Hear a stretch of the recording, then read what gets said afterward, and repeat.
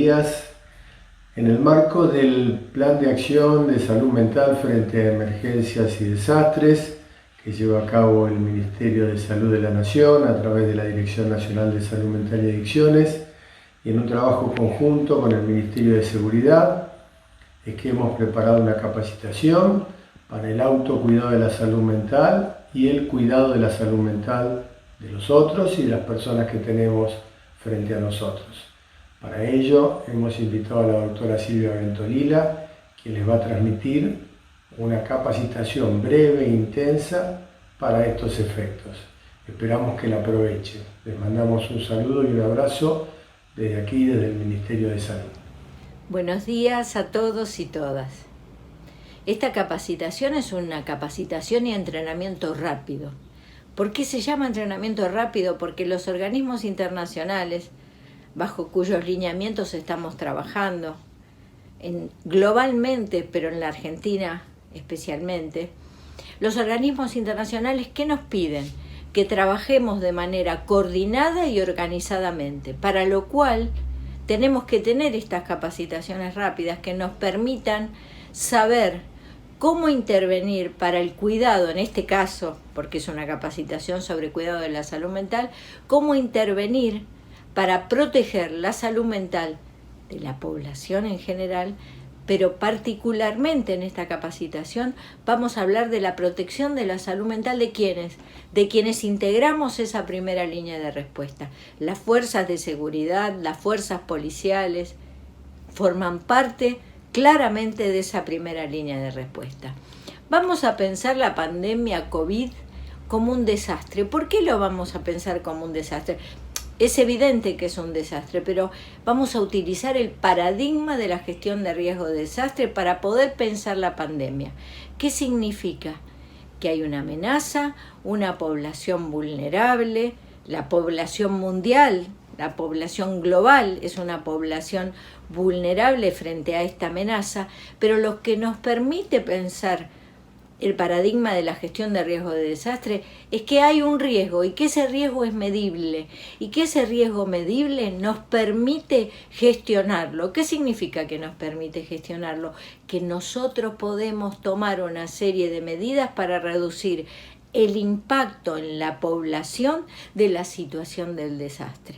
En este momento vamos a enfocarnos en qué sucede la próxima con los incidentes críticos, las emergencias y los desastres en la población. Las situaciones críticas, en general, mucho más un desastre como la pandemia COVID-19, produce una perturbación psicosocial que sobrepasa las capacidades de manejo y afrontamiento de la población afectada. Y hablamos de impacto psicosocial. ¿Por qué? Porque no podemos distinguir la salud mental del impacto psicosocial. Y entonces, la próxima. ¿Qué entendemos por impacto psicosocial? Los efectos que produce una situación crítica en la población en general. Y vamos a pensar que estos efectos en general, frente a las situaciones críticas, se dispara la respuesta neurofisiológica del estrés. Y esa respuesta neurofisiológica del estrés produce ¿qué? Reacciones esperables normales. No vamos a hablar de personas con ninguna enfermedad de salud mental. Estamos pensando en reacciones normales a una situación amenazante. Y entonces la intervención que debemos hacer es una intervención temprana y oportuna. ¿Qué significa? Que vamos a intervenir antes de que esas reacciones esperables, normales, se transformen en lo que llamaríamos síntomas. ¿Qué es un síntoma? Un indicador de que hay una patología, un padecimiento, como podría ser la fiebre, por ejemplo, que si uno tiene fiebre piensa que tiene una infección, un proceso inflamatorio. Entonces vamos a hablar de reacciones normales frente a situaciones críticas. Y entonces nos planteamos que vamos a intervenir con qué concepto, la próxima. Con el concepto de protección de la salud mental y el apoyo psicosocial SMAPS frente a emergencias y desastres, que es una estrategia imprescindible para la gestión de riesgo de desastre. Fíjense cuánto ha costado y cuánto les cuesta a ustedes que están trabajando muchas veces con la población en la calle o en el entorno, en el contexto cotidiano, cuánto cuesta que la gente entienda, por ejemplo, que tendría que quedarse en su casa, que tendría que cumplir con el aislamiento preventivo obligatorio, que tiene que transformarse en obligatorio porque las personas parece que nos cuesta entender, ¿sí?, que quedarnos en casa es una forma de cuidarnos, de cuidar a la población, de cuidar al país, de reducir el riesgo de la cantidad de enfermos y muertos por este desastre. La próxima. Y entonces, pensemos lo siguiente, una atención temprana y oportuna. ¿Quiénes tienen que dar una atención temprana y oportuna? Sería imposible tener un batallón de psicólogos y en realidad entorpecerían la tarea de las fuerzas de seguridad.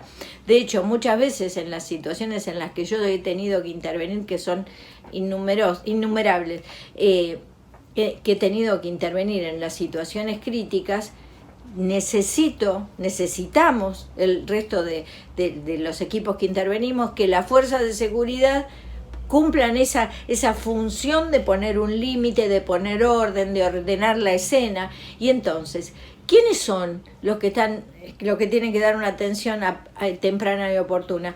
Los que forman parte de la primera línea de respuesta, de la primera línea de intervención. Por supuesto, ustedes están incluidos dentro de esta primera línea de respuesta, de la primera línea de intervención. La próxima. Entonces, pensemos lo siguiente, la salud mental en situaciones críticas, en emergencias y desastres, es eminentemente pragmática. ¿Qué significa esto? Que no es necesario ser especialista. Todo lo contrario, esa primera intervención es como si pensáramos en los primeros auxilios a la medicina, o sea, es ese primer momento de intervención que ¿quiénes lo realizan?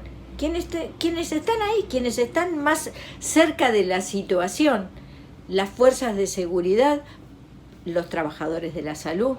Podría ser una situación donde los docentes son los que están ahí porque es una situación crítica que ocurre dentro de la escuela, los voluntarios. La próxima. El especialista actúa como agente multiplicador.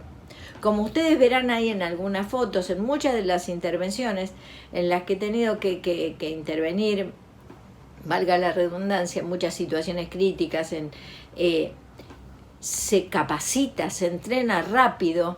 Claro, ustedes tienen una gran capacitación para hacer su función, pero muchas veces sí se necesita este entrenamiento rápido para refrescar cómo uno lidia con una población que está bajo los efectos de las reacciones esperables de la respuesta neurofisiológica del estrés. Porque claro, no vamos a estar lidiando ni con gente que cometió un delito, con delincuentes, no, vamos a tener que lidiar con la población general.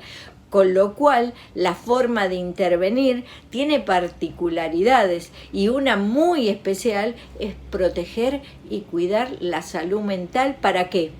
Para que, entre otras cosas, como vamos a ver durante la capacitación, la gente responda escuchando nuestras indicaciones, siguiendo nuestras sugerencias. Y cuando digo nuestras, hablo de ustedes, hablo de las fuerzas de seguridad, de quienes estamos en esa primera línea de respuesta. La próxima. Y entonces, ¿quiénes son los afectados en una situación crítica? Bueno, en esta situación prácticamente toda la población. Tenemos las personas que son afectadas directas, o sea, las personas que están sufriendo la enfermedad, los familiares de esas personas, los equipos de intervención, la comunidad toda. ¿Y a qué se llama estrés vicario? Al estrés del testigo. Se sabe, por ejemplo, está muy estudiado, por eso no se recomienda mirar noticias todo el tiempo, porque eso produce un hiperestímulo. Se sabe que las personas que estuvieron frente a la tele durante horas mirando cómo entraban los aviones en las Torres Gemelas, tuvieron igual o mayor impacto en su salud mental que quienes lo vivieron en primera persona. La próxima. Y entonces, pensemos, vamos a estar con reacciones frente a un ambiente impredecible. Obviamente esto representa un ambiente impredecible. ¿Quién se imaginaba hace unos meses atrás que íbamos a estar en una situación como la actual? Entonces la población toda está con reacciones frente a un ambiente impredecible. Cuando las personas estamos frente a un ambiente impredecible, la respuesta del estrés se activa. Sentimos que no tenemos control sobre la situación. Las personas tenemos muy baja tolerancia a no tener control sobre la situación. Y el nivel de ansiedad se eleva. ¿Qué significa esto? Que vamos a estar todos bajo las respuestas del estrés, que las vamos a ver enseguida, y pensemos lo siguiente. Ustedes van a tener que intervenir permanentemente con personas en este estado. La próxima. Y entonces vamos a manejarnos con un concepto que es un concepto muy importante cuando abordamos la salud mental en emergencias y desastres. Salud mental y apoyo social en emergencias y desastres. SMAPS. Esa sigla es importante aprenderla para así no lo estamos repitiendo todo el tiempo. El concepto importante es el de incidente crítico. ¿Qué significa? Que no estamos en una situación que necesariamente nos va a enfermar. Estamos en una situación crítica donde hemos perdido por muchos momentos la dimensión del control interno de la situación. O sea, sentimos que la realidad no responde a nuestros parámetros. En este momento mucha gente está todavía diciendo, no puede ser lo que está pasando, no puede ser lo que está pasando, ¿cuándo vamos a volver a tener una vida normal? Bueno, esa sensación de no puedo comprender lo que sucede, ¿sí? Genera lo que llamamos un incidente crítico. ¿Por qué usamos el término incidente crítico? Bueno, ahora lo vamos a ver. Porque no necesariamente una situación crítica, una situación de desastre, va a dejar un efecto negativo en la salud mental y en la salud toda. Durante la charla vamos a ver esto. Entonces, el concepto es, tenemos una población bajo los efectos de una situación impredecible, que le resulta impredecible, porque hay muchas cosas que en realidad sí podemos controlar. Por ejemplo, podríamos controlar nuestra conducta. Si las personas controlaran mejor su conducta, quizá ustedes tendrían menos trabajo de tener que ordenar y controlar. Bueno, esto está costando mucho hoy. Se piensa que estamos frente a una situación crítica que genera la respuesta neurofisiológica normal del estrés, que es potencialmente traumatogénica, pero que no necesariamente lo va a ser. O sea, las personas no necesariamente vamos a desarrollar una patología. Vamos a tener reacciones esperables a esta respuesta del estrés. Y entonces una atención oportuna, una atención temprana, ¿qué produce? La reducción del riesgo de desarrollar padecimientos psíquicos a largo plazo. El estrés postraumático es uno, pero habitualmente vienen comorbilidades. Comorbilidades viene asociado con otras cosas, viene asociado con aumento del consumo de alcohol, con aumento de los trastornos de ansiedad. Por eso es tan importante intervenir ahora, en el momento agudo, para que estas reacciones esperables no se transformen en síntomas de una enfermedad. La próxima. Entonces, ¿qué nos sucede a las personas cuando estamos frente a un ambiente impredecible? Lo que nos sucede cuando estamos frente a un ambiente impredecible es que se altera la dimensión del control interno. Los seres humanos aprendimos, crecimos, creyendo que podemos controlar más cosas de las que realmente podemos controlar. Y desarrollamos lo que se llama la dimensión del control interno. ¿Qué significa la dimensión del control interno? Que no decimos todo lo que querríamos decir, que no hacemos todo lo que querríamos hacer, ¿sí? Que tenemos control sobre nuestros esfínteres, esperamos a ir al baño, vamos construyéndonos como seres sociales, manteniendo una dimensión del control interno. ¿Qué sucede cuando algo del orden de lo impensable se hace realidad? Esa dimensión del control interno se altera. Y entonces se produce una tendencia a exteriorizar la conducta distorsionada. Por ejemplo, piensen esto, las personas en el medio de un incendio vuelven a la casa a buscar alguna pertenencia, se vuelven irracionales. ¿Y es porque se volvieron locas? No, de ninguna manera.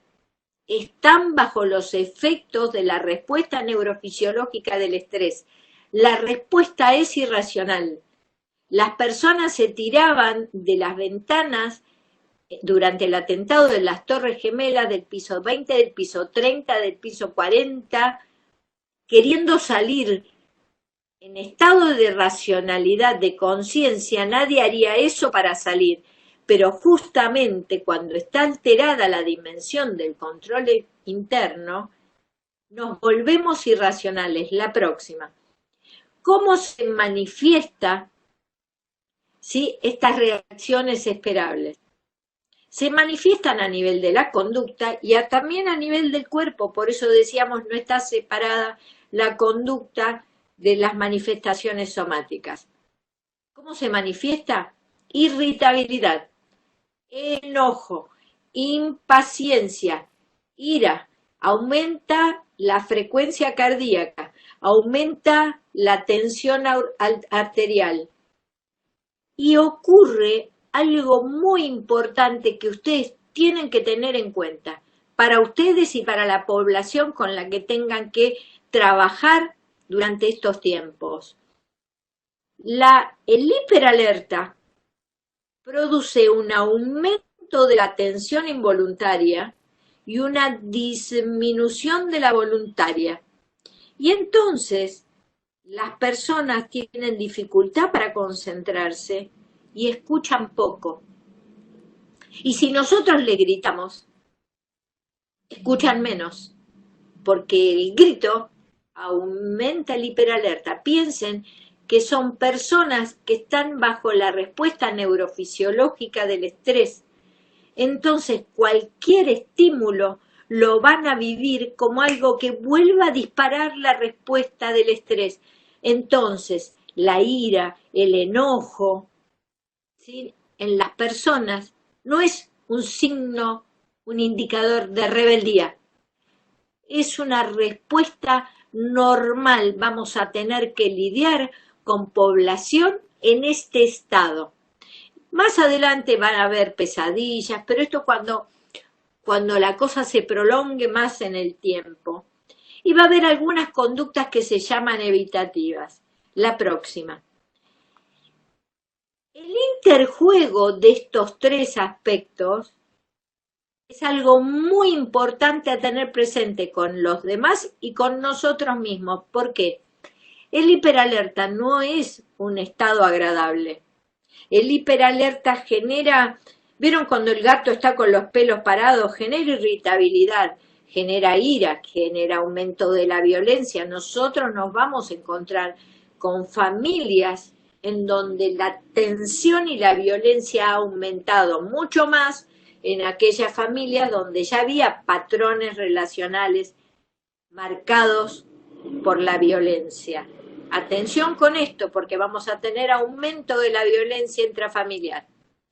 Pero a su vez, como el hiperalerta es realmente desagradable, la gente va a tener problemas para dormir. Aumentan las conductas evitativas. ¿Qué significa que aumentan las conductas evitativas? Que yo voy a tratar de anestesiar el malestar, ¿con qué? Con aumento de consumo de alcohol, con aumento de consumo de otras sustancias, con la automedicación muchas veces, o entro en un estado de embotamiento. Hay mucha gente que ahora está diciendo, estoy como aturdido, no sé ni qué día vivo, como un numbing, como estoy confuso. Entonces piensen que si nosotros ayudamos, como vamos a ver ahora, a bajar el hiperalerta, también estamos colaborando a que haya menos conductas evitativas, menos consumo. La próxima. Va a haber una serie de reacciones no específicas, o sea, ¿qué quiere decir? Que no tienen solamente que ver con la situación del hiperalerta, sino que tienen que ver con situaciones típicas de duelo, ¿sí? Donde sentimos pérdidas de proyectos, pérdidas de ideales, frustración, ira, culpa, vergüenza, pérdida de creencias. La próxima. Estas son reacciones no específicas a las situaciones críticas agudas como las que estamos viviendo, pero piensen que nos vamos a encontrar con población que va a estar atravesando situaciones de duelo también. No solo porque haya fallecido, por ejemplo, un familiar por coronavirus. Hay fallecimientos en estos días. Me ha pasado con personas que tengo bajo tratamiento que han fallecido sus papás por otras enfermedades y nuestros rituales velatorios no se han podido cumplir. Entonces vamos a enfrentar una serie de cambios de conductas que nos van a llevar a situaciones de duelo complejo y las fuerzas de seguridad, las fuerzas policiales, tienen que estar preparadas para saber que, por ejemplo, van a cambiar los rituales de duelo, que fue algo que pasó en África con las muertes por ébola, porque se sabía que los cadáveres tenían virus activos y parte de los rituales eran lavar el cadáver, que tuvieron que dejar de hacerlo con lo que significó para la población, pero piensen que se nos avecinan tiempos en donde tengamos que acompañar a gente que esté en situaciones de duelo con estas características. La próxima. Entonces, la intervención temprana, ¿qué va a estar dirigida? A que la situación crítica que estamos viviendo hoy no se nos transforme en recuerdos traumáticos. ¿Qué significa recuerdos traumáticos? Esos que aparecen intrusivamente cuando nadie los llama. De golpe estoy preparando una salsa en mi casa y me aparece un recuerdo traumático de una intervención que hice. De golpe estoy viendo una película. De golpe siento un olor. Recuerdo un veterano de la Guerra de Malvinas que atendí en el Hospital Paroicien, que era un sobreviviente del ARA General Belgrano. Y él transitó sus años posteriores al retorno de la guerra, trabajando, armó su familia, pero repartía productos de limpieza. Y de pronto tuvo que ir a repartir productos de limpieza a una estación de servicio. El olor a combustible que había en la estación de servicio, lo retornó en un recuerdo traumático al momento del hundimiento del Aras. Eso es memoria traumática. Nosotros tenemos que trabajar hoy para que de esta situación la menor cantidad de población posible, incluido todos y todas ustedes, tenga que padecer memoria traumática. La próxima. Entonces, vamos a trabajar ¿para qué? Este entrenamiento es ¿para qué? Para que tengamos recuerdos integrados. ¿Qué quiere decir recuerdos integrados? Esos recuerdos que uno tiene en el archivo de la memoria, que vienen cuando uno los va a buscar al archivo de la memoria, que dependen de nuestra voluntad, que no es que están fuera de nuestro control, ¿sí? Que lo controlamos nosotros, que lo evocamos cuando tenemos ganas de evocarlo, así sea un recuerdo doloroso. Pero una cosa es evocar un recuerdo doloroso cuando uno lo quiere evocar, y otra cosa es que el recuerdo aparezca aún en momentos donde uno está transitando la vida haciendo algo que no tiene nada que ver con ese recuerdo. La próxima. Nuestra expectativa con las capacitaciones es que, a ver, ustedes van a decir, ¿qué le pasó a Silvia Ventolila? Nos pone imágenes de cerebro, somos fuerzas de seguridad. ¿Qué tenemos que andar aprendiendo del cerebro? Sí, tenemos que aprender hasta del cerebro. ¿Por qué? Porque si ustedes entienden que capacitarse en esto, a ver, llega un input, llega una respuesta, ¿sí? Una percepción, se activan los sistemas de alarma, la respuesta neurofisiológica del estrés, la respuesta racional se bloquea. Las personas se vuelven irracionales. Aparece el hiperalerta, las personas tienen conducta fuera de control. De hecho, en este momento hasta puede haber gente que tenga tanto miedo que se transforme en pánico y lejos de meterse adentro del placar, que sería uno dice, uy, tiene tanto miedo que va a ir a meterse adentro del placar, salga a desafiar el miedo diciendo, a mí no me va a pasar nada. Y salga a la calle violando la regla y el decreto del aislamiento preventivo obligatorio.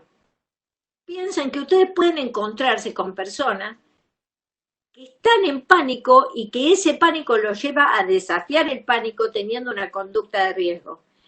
Y entonces, la próxima. Si nosotros pensamos que podemos empezar a entrenar, después ustedes van a tener este PowerPoint y lo van a poder mirar y leer tranquilos y lo van a entender mejor. No me voy a detener en leer en el detalle, pero es para que ustedes comprendan que este entrenamiento que estamos dando, obviamente vamos a necesitar mucho más, pero este entrenamiento que estamos dando, ¿para qué es? La próxima. Para que ustedes formen parte de ese grupo verde que está ahí. O sea, no vamos a tener una respuesta irracional. No vamos a tener una respuesta solamente controlada desde el razonamiento. Vamos a tener una respuesta tan entrenada de cómo dar SMAPs que va a salir en automático. De la misma manera que ustedes se entrenan a usar un arma, de la misma manera que un médico entrena a usar un estetoscopio o un bisturí,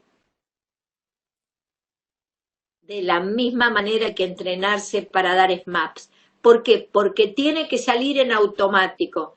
Yo no tengo que estar pensando, tengo personas en estado de hiperalerta y por eso en lugar de hablarle fuerte le tengo que hablar despacio para que le baje el hiperalerta y me escuche. Soy la fuerza de seguridad.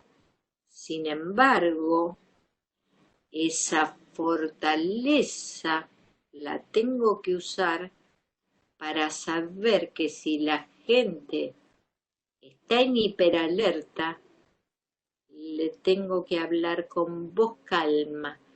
¿Para qué? Para que baje el hiperalerta, baje la atención involuntaria y me escuche. La próxima. Nosotros sabemos, los que trabajamos en salud mental en emergencias y desastres, que se necesitan hacer simulacros. De hecho, hemos hecho infinidad de simulacros. Acá tienen algunas fotos de simulacros que hemos hecho en la provincia de Buenos Aires. Hemos hecho simulacros en muchas provincias. Yo he participado en la organización de simulacros en otros países, incluido en México antes, durante y después del último terremoto. Es importante entender, ¿sí?, que ustedes tienen que tomar este material que van a recibir y practicarlo, entrenarlo. ¿Con quién? Entre ustedes mismos. Entre ustedes mismos hagan la práctica de SMAPs y tengan un observador de ustedes mismos que esté con la clase y el PowerPoint supervisando de que estén entrenándose e incorporando para usar como si estuvieran usando un arma con precisión, para usar las SMAPs con precisión. La próxima. Se sabe, a su vez, que una situación de pandemia es mucho más, dispara mucho más aún la respuesta neurofisiológica del estrés. ¿Por qué? Primero porque la situación no es como otros desastres que empieza y termina. Este empezó y no tenemos claro cuándo termina. Y no tenemos claro cuándo termina. De lo que estamos hablando es de tratar de modular el impacto, bajando la curva de contagio para que el sistema de salud tenga mayor capacidad de respuesta, para que podamos tener este cambio de conducta y aprendamos a cuidarnos, porque la mayoría de nosotros crecimos en una época donde existían las vacunas y los antibióticos. De hecho, algo que repito es que hemos hecho abuso de los antibióticos y hoy tenemos un montón, ¿sí?, de gérmenes resistentes, de bacterias resistentes, pero claro, estamos frente a una situación inédita globalmente y además no sabemos cuándo termina. Vamos a tener la próxima una serie de reacciones adicionales a las reacciones esperables de cualquier situación de desastre. Pero atención, las pandemias también terminan, no ha habido pandemia que no termine. Entonces nosotros mismos tenemos que transmitirnos a nosotros y poder transmitirle a los otros que el hecho de que no se sepa con certeza cuándo termina, no significa que esto no vaya a tener un fin, porque las personas están con una percepción que le dispara la incertidumbre de que esto no termina más la próxima. Y entonces piensen que es súper importante transmitir esto, porque el miedo, ustedes van a trabajar y van a tener que intervenir con gente con muchos miedos, miedos a perder el trabajo, miedo a contagiarse, miedo a contagiar a la familia, miedo a la muerte, miedo a ustedes mismos,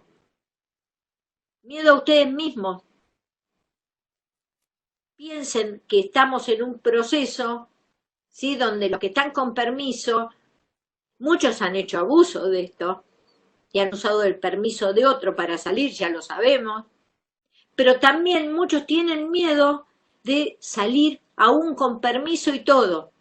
Entonces piensen que van a estar con una población con mucho miedo. ¿Y cómo se va a manifestar ese miedo? Aumentando el hiperalerta. Porque no es que porque tengan miedo van a responder mejor. Todo lo contrario, todos sabemos que cuando las personas tienen mucho miedo y tienen una respuesta neurofisiológica del estrés activada permanentemente, la respuesta es irracional. La próxima. Es casi como para decirles, las fuerzas de seguridad se van a tener que armar de mucha paciencia, además de todas las otras armas que portan y que aprendieron a manejar, van a tener que portar y armarse de una gran fortaleza y de una gran paciencia, porque van a tener que lidiar con una población global bajo estado de hiperalerta. ¿Cuáles son los factores que modulan el impacto a la situación? El soporte social, que muchas veces van a ser ustedes, como muchas veces estamos siendo los trabajadores de la salud, porque somos los que estamos al lado de las personas, ¿sí? Ustedes van a estar al lado de las personas, ahí en la primerísima línea de respuesta, como siempre. Siempre las fuerzas de seguridad, la policía, son los que están en la primera, son casi junto con los bomberos los primeros que llegan. Y nosotros lo sabemos. Y los que trabajamos en emergencias y desastres, deseamos que así sea, porque sabemos que cuando están ustedes, nosotros podemos hacer mejor nuestro trabajo en la primera línea de respuesta. Y la otra cuestión es cortar la percepción de amenaza. ¿Por qué? Porque si la gente está con percepción de amenaza permanente, por eso se contraindica mirar noticieros todo el día, por ejemplo. Si la gente está bajo percepción de amenaza permanente, la respuesta neurofisiológica del estrés va a estar activada permanentemente. La próxima. Y entonces recuerden que las atribuciones del control interno tienen dos aspectos. Y esto va especialmente dirigido para ustedes, lo vamos a retomar al final de la clase. Pero estos dos aspectos son el retrospectivo, que lo único que hace es generar sentimiento de culpa. No tendría que haber hecho esto porque hice lo otro. A ver, lo que pasó, ya pasó. Yo tengo que tener una perspectiva del control interno hacia dónde, hacia adelante, para aprender de lo que pasó y estar mejor parado para el futuro. Lo que en la jerga internacional se dice reconstruir mejor. Que uno puede pensar, bueno, reconstruir mejor una casa después de un terremoto, sí, pero también reconstruirnos nosotros mejor como personas. La próxima. ¿Cuáles son las pautas de intervención para ustedes? Para la primerísima línea de respuesta, la próxima. Los principios de intervención en el momento agudo, ¿sí? Son 5. Dirigir, proteger, conectar, la comunicación y el cuidado agudo. La próxima. ¿De qué tenemos que proteger? Obviamente tenemos que proteger de nuevos daños, ¿sí? En una situación de un incendio, que la gente no vuelva a entrar a la casa incendiándose, pero en una situación como esta, que la gente respete la distancia en la cola de los bancos, que la gente respete el aislamiento preventivo obligatorio, que la gente respete no exponerse, esos son nuevos daños, a las exposiciones a los estímulos traumáticos, obviamente no estar mirando, ¿sí?, noticias todo el día. Se sabe que la gente que estaba frente a la tele durante el atentado de las Torres Gemelas estuvo tanto más impactado que los que lo vivieron en primera persona. Proteger de los curiosos. Ustedes ya están acostumbrados a proteger de los curiosos. Justamente una de las cosas que siempre agradecemos los que hacemos SMAPs en la primera línea de respuesta, que están ustedes para poner límite a los curiosos, ¿sí?, para decir, no, acá no se puede pasar, y proteger de los medios de comunicación, porque, claro, con buenas o no tan buenas intenciones, los medios de comunicación muchas veces, violan la privacidad de las personas. O hacen entrevistas a las personas en estados de hiperalerta, en donde la persona está irracional, y después las personas se sienten humilladas por cómo aparecen en los medios de comunicación.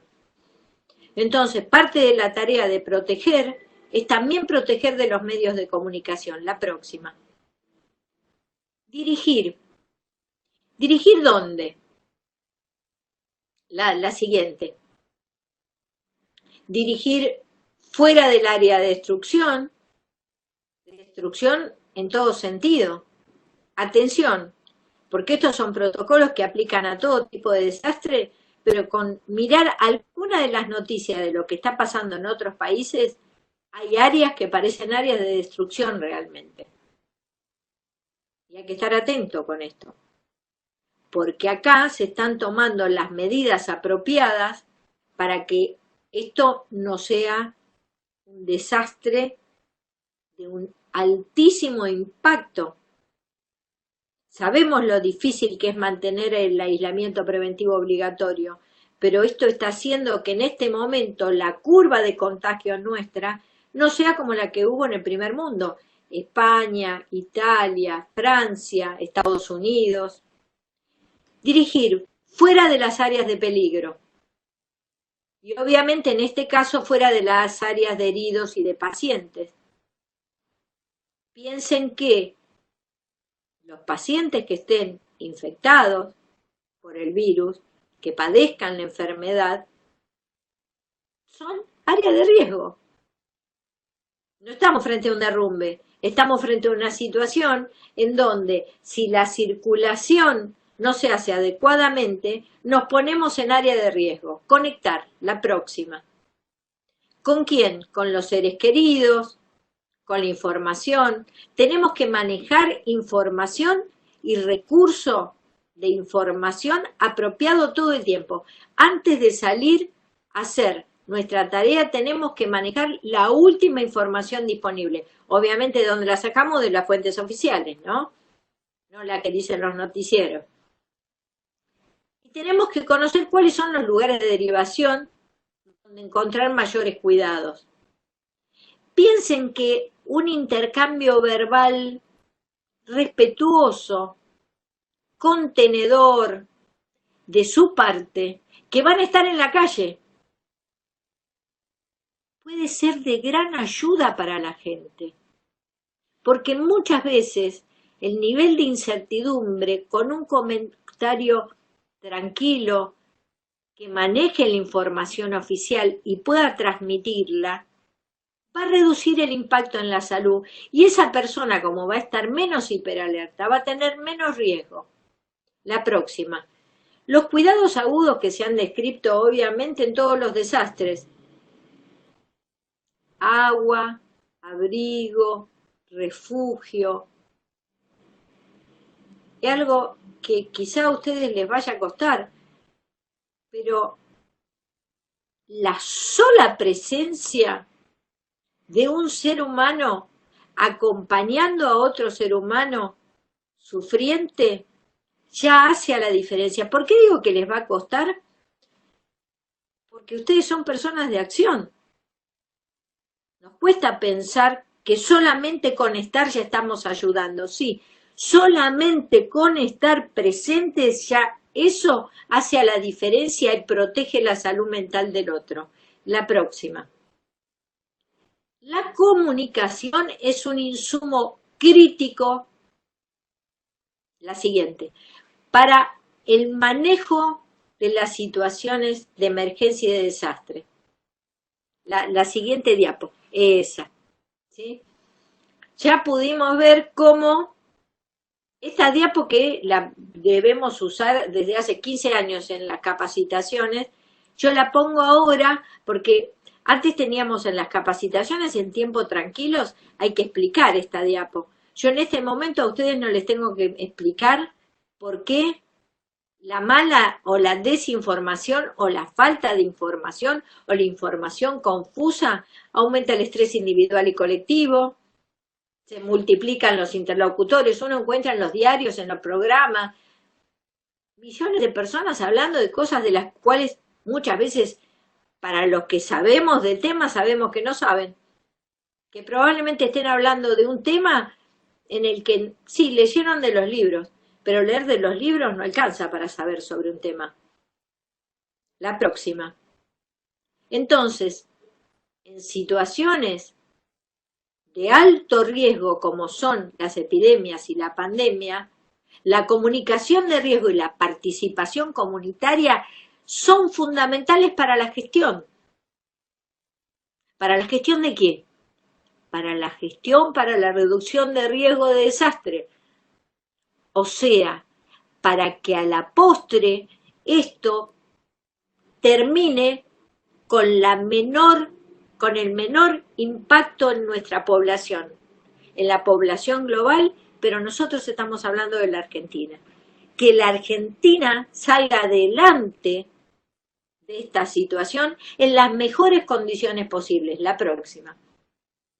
Ya debe haber quedado claro que bajo situaciones de estrés es imprescindible la capacitación, el entrenamiento. Les pido, por favor, les pedimos, por favor, desde la Dirección Nacional de Salud Mental y Adicciones, que hagan entrenamientos vivenciales entre ustedes de esto.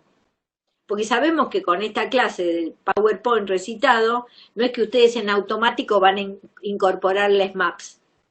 Pero ustedes van a estar trabajando en equipo. Practíquenlo entre ustedes. Practiquen cómo darse SMAPs entre ustedes, porque después les va a salir en automático. Quede incorporado como el tiro al blanco. Quede incorporado como dónde poner el bisturí si lo que quiero es sacar el apéndice. La próxima. Entonces, tiene que quedar claro que para nosotros, ¿sí?, tenemos que incorporar una cultura de la reducción del riesgo de desastre. ¿Para qué? Para transformarnos en una comunidad resiliente. ¿Resiliente qué significa? Que aprende de lo vivido y que termina fortalecida a partir de lo vivido. La próxima. Por eso está más que claro que el SMAPS es imprescindible para concientizar sobre el riesgo, para fortalecer la gobernanza, ¿sí? Para reconstruir mejor, para promover aspectos resilientes, la próxima. Y para esto hay unos manuales que se los pueden bajar. Yo calculo que muchos de ustedes ya han recibido este entrenamiento en primera ayuda psicológica, porque todos los organismos internacionales recomiendan que quienes integran la primera línea de respuesta lo manejen. Si no, se lo bajan de internet, es gratuito, la próxima. Porque la primera ayuda psicológica, ¿qué es? Es la asistencia humanitaria y práctica de un apoyo mutuo de un ser humano a otro ser humano que está expuesto a una situación estresante y angustiante. Y que implica brindar apoyo, ayuda, práctica de manera no invasiva. O sea, lo que yo le tengo que preguntar a la gente es qué necesita, no cómo se siente.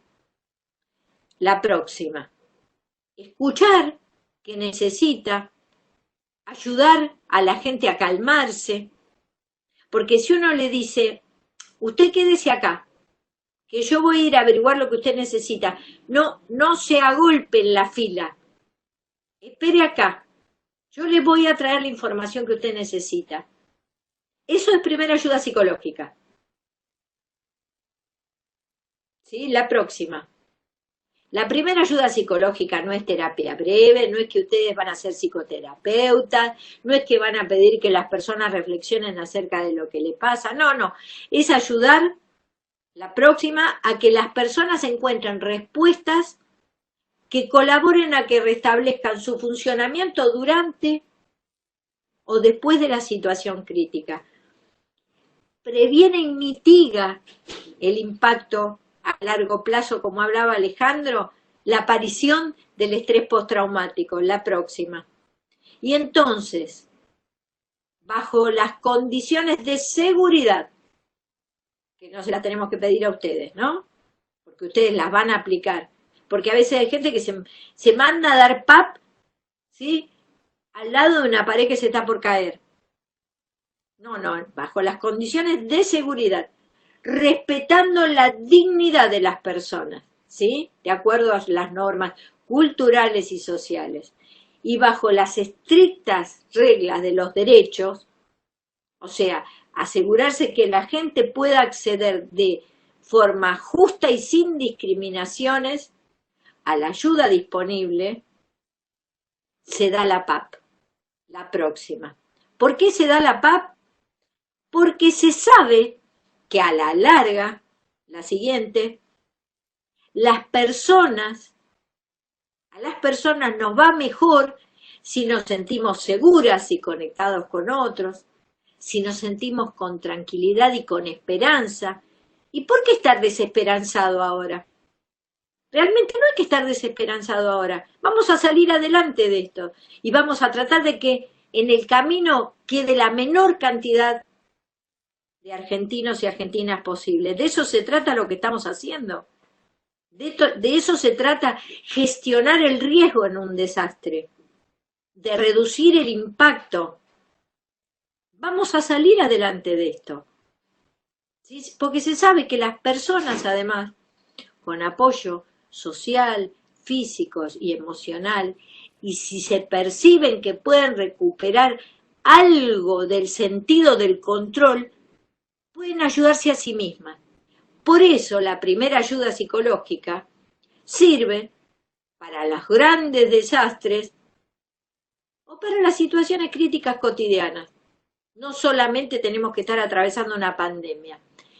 Y en la primera ayuda psicológica, la próxima, ¿cómo se comienza y cómo se termina? Se comienza y se termina. Me fui de aquí. Perdón. Tengo que volver a la comunicación. ¿Por qué me entró? Ahí está. Perdón, ya volví.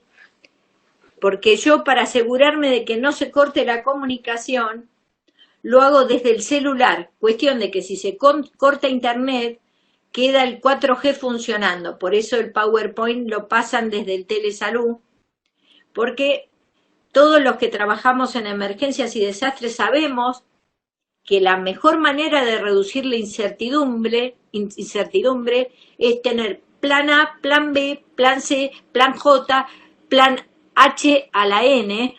Entonces, por eso yo tengo 2 celulares, la computadora, para reducir el riesgo de...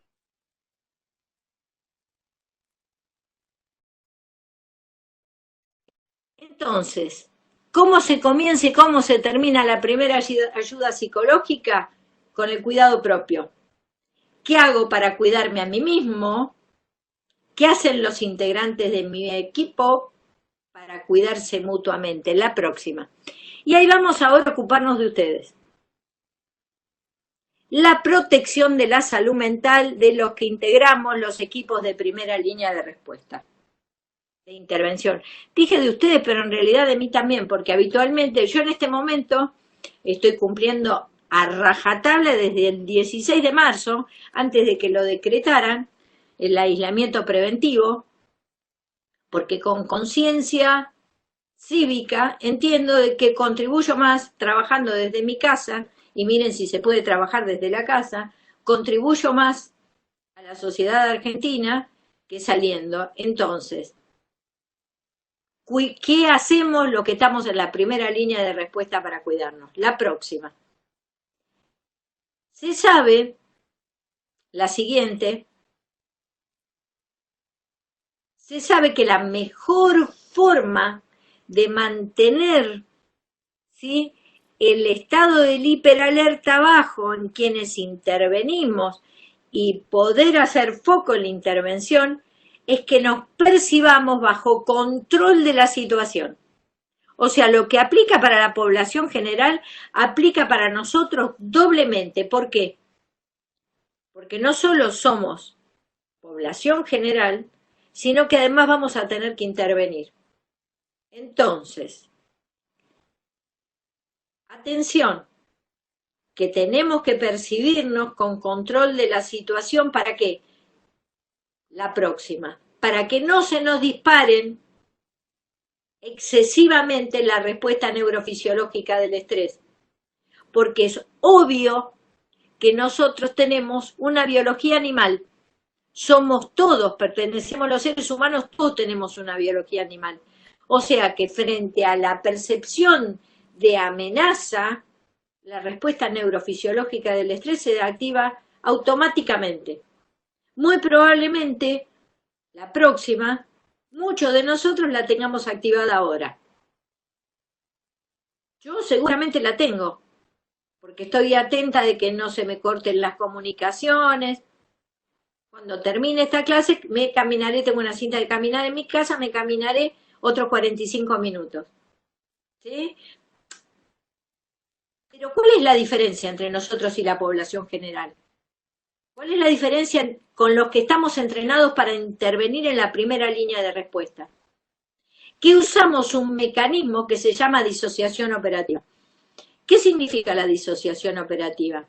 Que desconectamos nuestras emociones, hacemos foco en cómo tenemos que intervenir y con la mente fría intervenimos con los protocolos que aprendimos, con los que fuimos entrenados. Esa es la disociación operativa. ¿Significa que las emociones no están? De ninguna manera.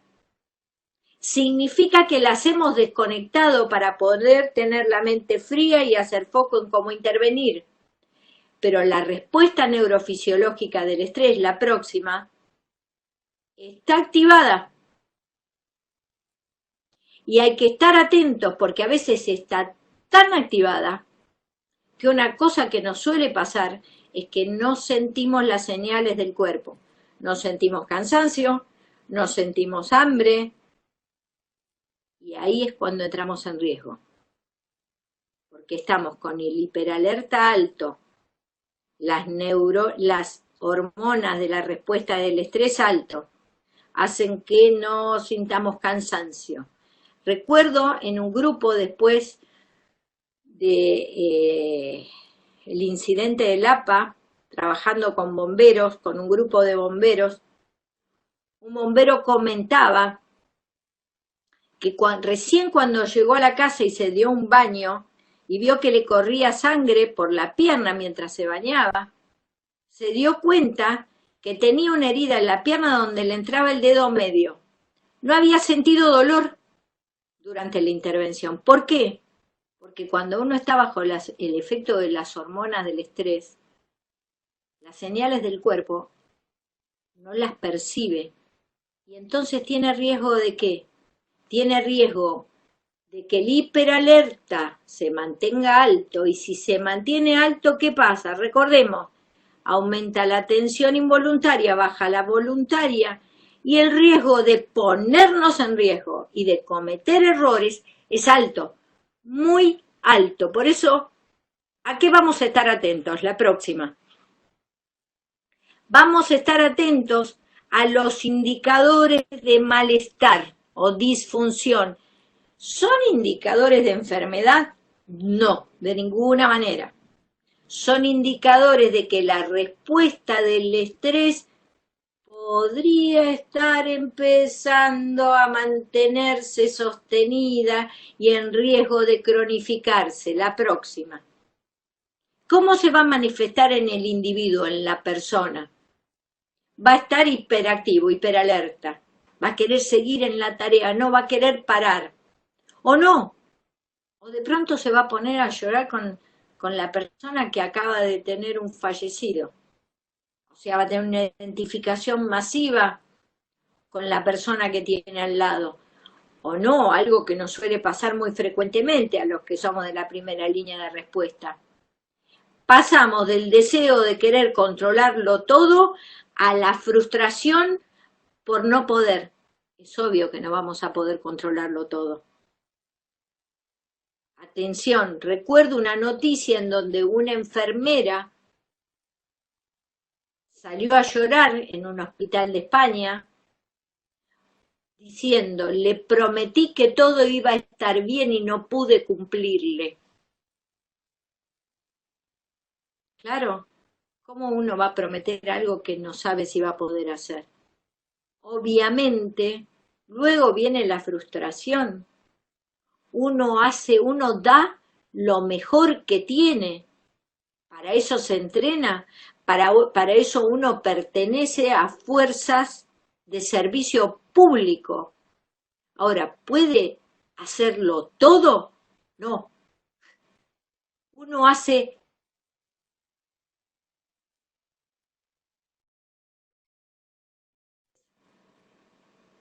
va a haber aislamiento, problemas de comunicación, problemas en la relación con la familia, trastornos de manifestaciones psicosomáticas, voy a tener zumbido de oído, dolor de cabeza, náusea, dolor de estómago, voy a pensar que me enfermé, que me contagié, porque hay muchos de los malestares somáticos que da la respuesta sostenida del estrés que me puede hacer pensar que me estoy enfermando.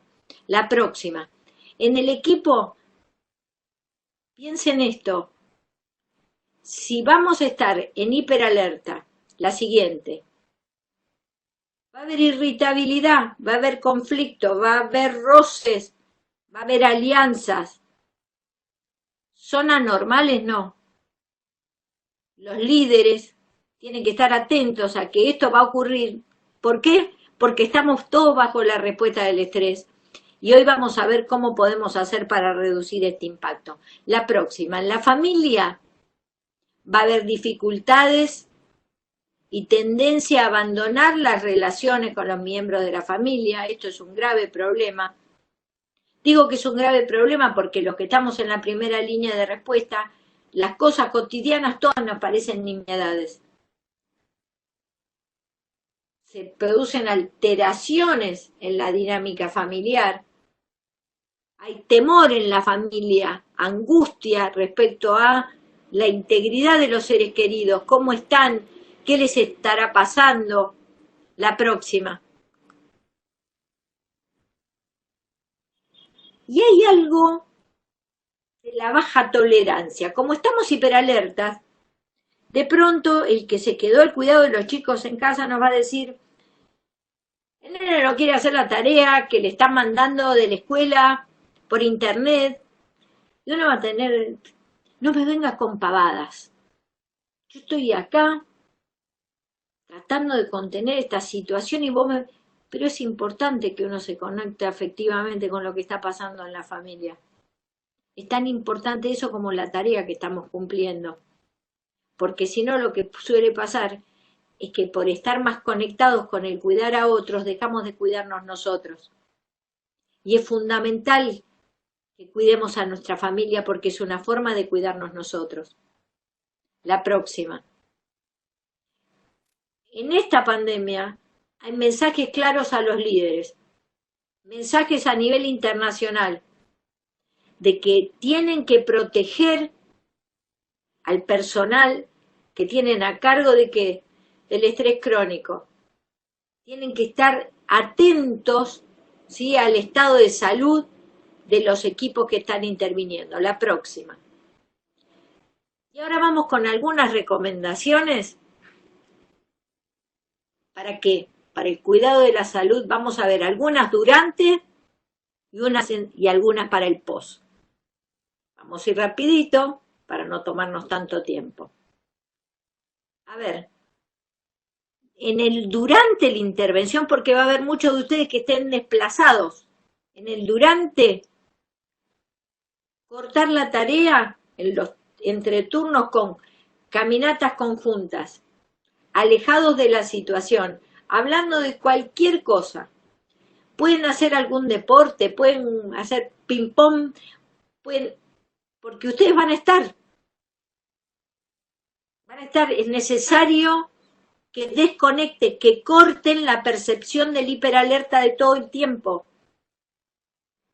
Hay que trabajar fomentando la idea de que son equipo, de que se trabajan en equipo, de que más allá de que surjan rispideces, porque van a surgir.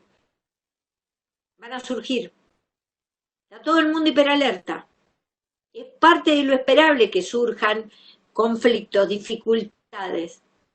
Es tarea de los líderes modular para esta situación. Hay que mantener el contacto con los amigos y con la familia. Hay que hacerle llegar a la familia un mensaje. Y si nos vamos lejos, porque somos de una brigada de Santiago del Estero y nos mandaron a trabajar al conurbano, tengamos algo que nos conecte con nuestra familia. Algo que traigamos con nosotros. Algo que nos haga sentir cerca. Le va a hacer bien a nuestra familia y nos va a hacer bien a nosotros. Siempre contemos con que va a haber trabajadores de la salud mental de nuestras fuerzas dándonos apoyo. La próxima. Atención con la alimentación. Hay algunos mitos que tenemos que tener presente de que son errados. Nada de mucho consumo de azúcar. Hay que tratar de evitar las grasas, porque nosotros necesitamos un hígado despejado para metabolizar las hormonas del estrés, que se van a metabolizar ¿dónde? En los músculos. ¿Sí? Entonces es súper importante, no alto consumo de azúcar, obvio no consumo de alcohol,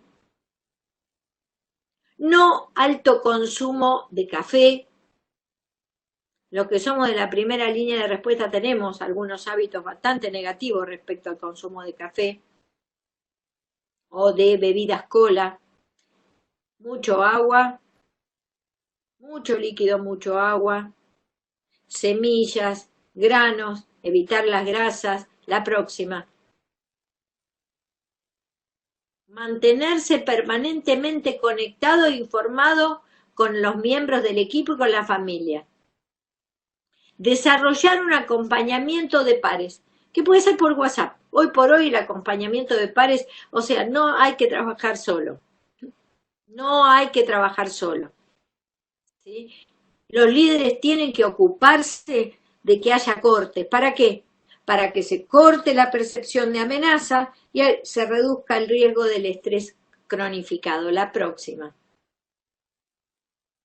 Hay que hablar de lo que nos pasa, compartirlo. No está bien sentir lo que siente. No está bien ni mal. Uno siente lo que siente. No hay que calificar las emociones. No. Pero vos no tenés que sentir esto. No. No hay que criticar lo que el otro siente. Y me refiero a los compañeros, a los compañeros y compañeras, no estoy hablando de la población en general. Y es bueno y es necesario hablar de las emociones. Porque van a tener muchos momentos de angustia. Les va a tocar, si a algunos ya les está tocando, lidiar con situaciones que no van a ser fáciles y que son bien distintas a las que estamos acostumbrados a lidiar,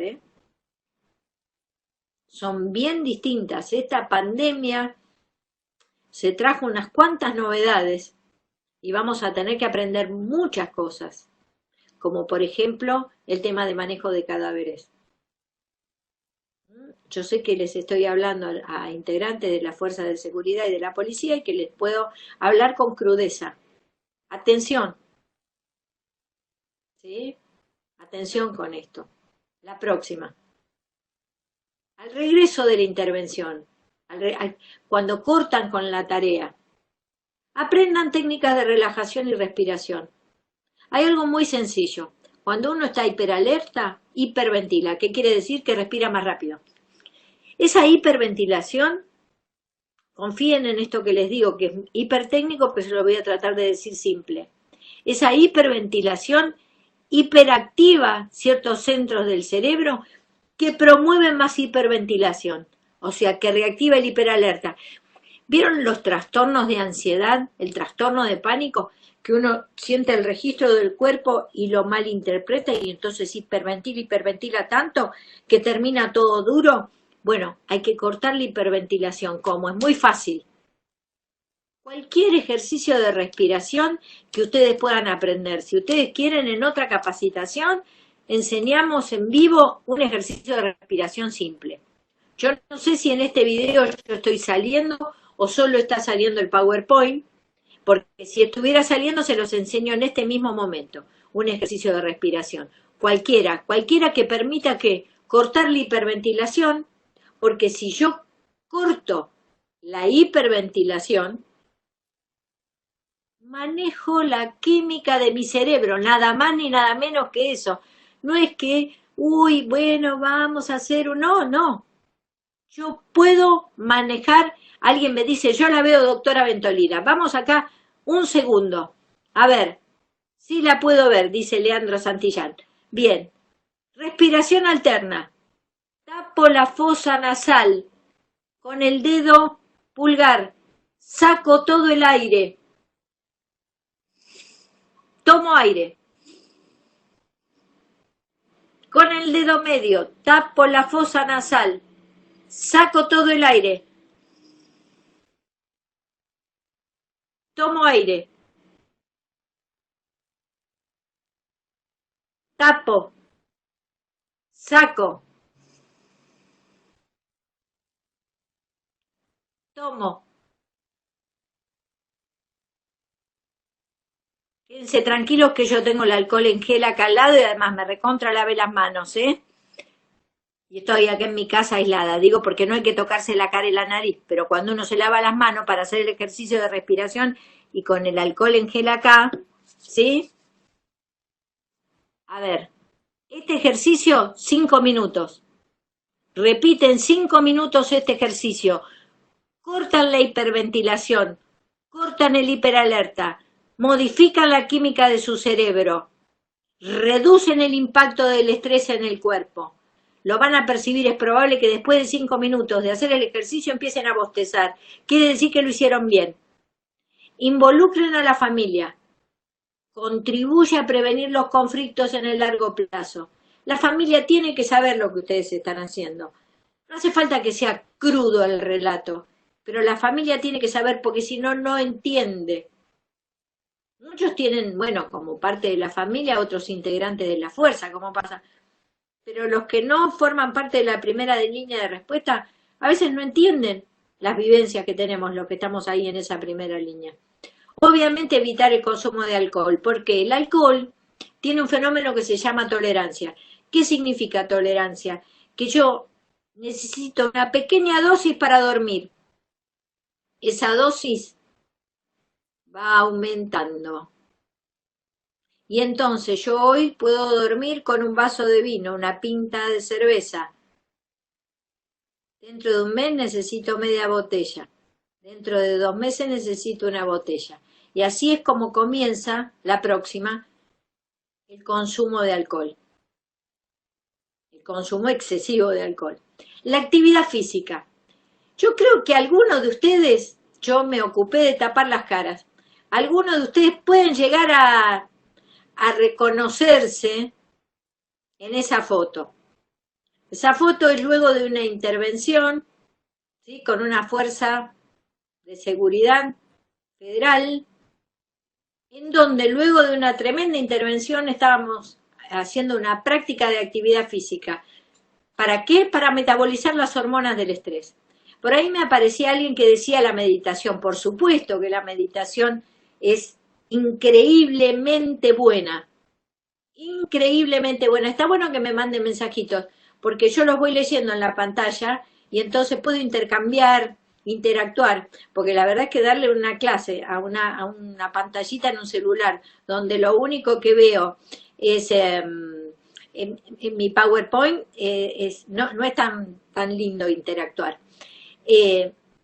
Actividad física, ¿sí? Daniel me dice, hacer yoga, sí, yoga, meditación, actividad física. Hoy por hoy hasta tenemos tutoriales para aprender. La próxima, buscar contacto con la naturaleza y actividades placenteras. Abrazar a su perro. Si su gato se deja abrazar, abrace a su gato. Toque sus plantas. Mis plantas nunca estuvieron tan felices como ahora, porque en los momentos que puedo les saco hasta la última hojita seca. Tengo los geranios florecidos que parecen primavera en mi balcón. ¿Sí? Entonces, y escribir relatos de los acontecimientos, ¿sí? Escriban. Van a ser parte de la historia lo que ustedes escriban. Va a ser parte de la historia que herede su familia. Escriban. La historia se escribe. Otras actividades preventivas, la próxima. Cuidar a las familias. En este momento hay que cuidar a las familias de las fuerzas de seguridad. Recibir capacitaciones y entrenamientos como esto. Aprender a reconocer las reacciones. Porque ¿saben qué? A veces es difícil que uno se dé cuenta cuando está pasado, cuando uno está hiperalerta. Pero el compañero, que lo conoce a uno de mucho tiempo, le dice, ¿sabes qué me parece que estás un poco más irritable? ¿Sabes que te veo enojón? ¿Sabes que te veo chinchuda? Así, porque claro, nos cambia el humor. Allá Tucumán presente, saludos para Tucumán, van apareciendo, me encanta, porque, bueno, hemos trabajado en tantas provincias que es muy lindo saber que están ahí, me emociono. Y preparar un equipo de intervención en crisis, la próxima. Líderes, gestores, Ezeiza presente, dice ahí, gestores, líderes, por favor, nunca tanto como ahora, nuestras fuerzas necesitan el reconocimiento público y oportuno del esfuerzo que están haciendo. Sí, es muy importante para que mantengamos la autoestima, la confianza, el reconocimiento público y de nuestros líderes. Se tienen que asegurar que tengan agua potable, comida, ¿sí? Los tiempos de descanso, de desconectar. Detectar, líderes, detecten, ¿sí?, si alguno del equipo le está pasando mal. Que se tome un tiempo de descanso, la próxima. o que rote de tarea. Y atención, líderes, con algunos líderes yo he tenido que trabajar en varias intervenciones y sabemos lo que puede pasar cuando un líder está agotado. Así que ustedes también son personas y si hay líderes ahí escuchando, estén atentos al propio cuidado de su salud, estén atentos a su propia respuesta del estrés.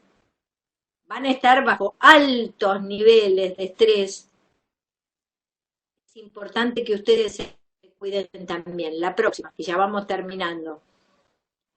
Es importante confiar en los sistemas de apoyo. La próxima. No trabajar solo. No trabajar. Ahí La Rioja presente. No trabajar solo. Me encanta. Manden mensajes. San Luis, me encanta, me encantan. Me siento cerca, lo siento cerca. Nos sentimos cerca. Bien, hay un dispositivo para el cierre de intervención que algunos de ustedes saben hacer. Algunos lo han aprendido con otros profesionales, muchos lo aprendieron conmigo. La próxima. Los que lo saben hacer, ¿sí? Que es el diffusing, háganlo. Háganlo, si quieren, todos los días. Día por medio. Los que no lo saben hacer, por favor, no lo hagan. Porque esto, más aguante Jujuy presente, porque esto, Río Turbio presente, porque esto mal hecho puede generar mucho daño. ¿Sí? Tiene 5 pasos. Les dejé esta diapo, la que viene, por favor. Esta diapo se la dejé. La siguiente, esa. Córdoba presente, la policía de Córdoba presente. Esas se las dejé para que los que ya estuvieron entrenados la apliquen. Buenos Aires, Gendarmería presente. A ver, los que nunca se entrenaron, por favor, no lo hagan. ¿Sí? Entonces, creo que ahora ya les quedó claro que cómo intervengamos vamos a hacer gestión de riesgo de desastre. Vamos a estar ahora en esta etapa que todavía tenemos simultánea de mitigación. Podemos reducir el estrés. En la población y en nosotros podemos salir mejor parados después de esto. Podemos salir mejor parados después de esto. En el manejo de la crisis, de la respuesta, aparecen montones de mensajes, pero si los nombro, no termino más la clase, después los nombro a todos juntos. ¿Y para qué? Para que en la etapa de recuperación encuentre a la Argentina de pie, reconstruida, para que no tengamos que llorar muchos muertos. Esta es la tarea que estamos haciendo, nada más ni nada menos. La próxima. Equipos, integrantes de equipos, por favor, estén atentos que hay un momento en donde va a haber que buscar ayuda profesional. ¿Cuándo? Cuando la situación los desborde. Cuando se den cuenta que están tomando de más. Cuando no pueden dormir. Cuando a pesar de estar en un lugar tranquilo, sienten la percepción de amenaza. Ni que hablar equipos. Nos conocemos, ya veo que hay muchos conocidos ahí. Ni que hablar si en algún momento aparece alguna sutil idea de suicidio. Para eso tienen la próxima. Para eso tienen un equipo de profesionales que va a dar respuesta. Por favor, estén atentas y atentos a sus señales de malestar, a las señales de malestar de los compañeros y compañeras, de los integrantes de las fuerzas de seguridad. Los necesitamos. Argentina los necesita, sanos y salvos, en las mejores condiciones de salud. se entiende claramente por qué cuidar la salud mental implica cuidar la salud. Muchas gracias por estar ahí y por cuidarnos, pero para cuidarnos tienen que aprender a cuidarse. Los dejo con la última diapositiva donde pueden hacer consultas y pedir este material. Los abrazo fuerte, fuerte desde mi casa. Bueno, muy bien, muchas gracias doctora Ventorila por la capacitación. Les comentamos que la grabación de esta capacitación va a estar disponible para enviárselas y que puedan difundirla a todas las personas interesadas. Y finalmente agradecerle a la UNICEF que ha colaborado para que esto sea posible. Que tengan todos un muy buen día.